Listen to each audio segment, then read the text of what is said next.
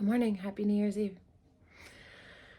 Today to let go. So what better way to kick it off than letting go of my favorite baby bunny out of this batch?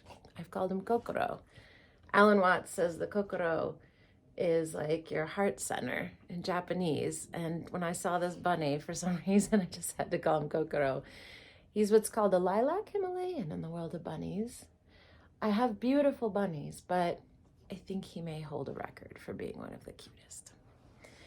I haven't put bunnies on this channel quite as much, but the truth is it's a huge part of my life. And I have shared my story. And bunnies came to me late in life. I've had a lot of pets. I'm a huge animal lover.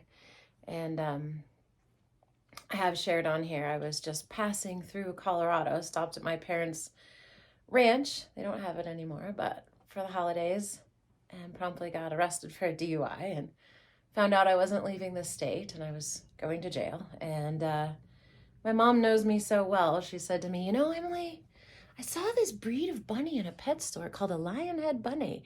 They're so cool. Let's go find one. She knows me so well. And she knew I needed a little fuzzy thing to help me through that time. And that's when I got my first bunny, Spartacus Maximus. And it started a whole thing in my life. And so, all right, I dropped off Kokoro, my little heart mind bunny, and I'm having so many insights as a result of it, which is so interesting. So I'm not a bunny breeder intensely, but you know, I have a batch or two a year, and I'm beginning to realize what an example of co-creation they are. And I don't do it as a business.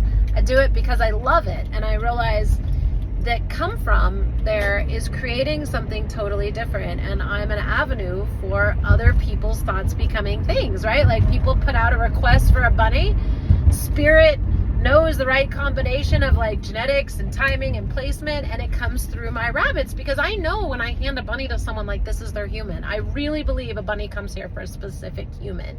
Even my dog, when I got him 8 years ago, I flew him in from somewhere and opened the kennel, and it was like I had this incredibly strong sense that he was feeling, oh, there you are. You're my human. I was wondering where you were all this time.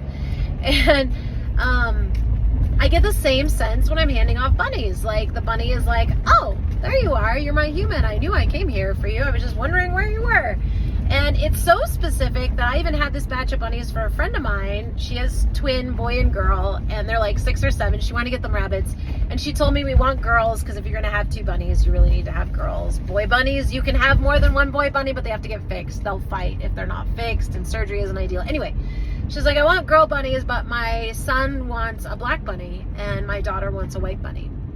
And here comes this batch of bunnies. I had it specifically for them. And it's not like I do voodoo over the bunnies' genetics, right? Like, this is just spirit doing this. And out of this batch of 5 bunnies, there was 1 white one and 1 black one. And you can't gender them right away. You don't even know their color because they come out red and slimy. And I go to gender them and I'm nervous. And of course, the white bunny is a girl and the black bunny was a girl. Those are the only girls out of the bunny batch. And so it's like they were made to order, literally. Like, the universe is like, here you go. And I'm realizing, like, this is how thoughts become things. This is co-creation at its best, right? I get to have baby bunnies, which I love, but I can't keep them. My bunny loves to have babies, but she can't keep them. And so we get to have the babies and feed them, and I'm a gateway. It's my job to make sure they're healthy and strong. And then they go out to their humans, and their humans get to have a bunny then. And just realizing the come from with this, because it's passion and it's love and enjoyment and co-creation, it doesn't feel like sales or business or any of that stuff. And there's a big difference there, and I'm still processing that. I love the end of a year because the energy shifts. I get big shifts around the end of a year, and it's happened every year, and I'm starting to get some really cool insight just from handing off little Kokoro this morning. So anyway, on to new things. I'm picking up some Starbucks. I'm going to one of my last shifts at this current job. We're gonna have a great day and wrap up this year right.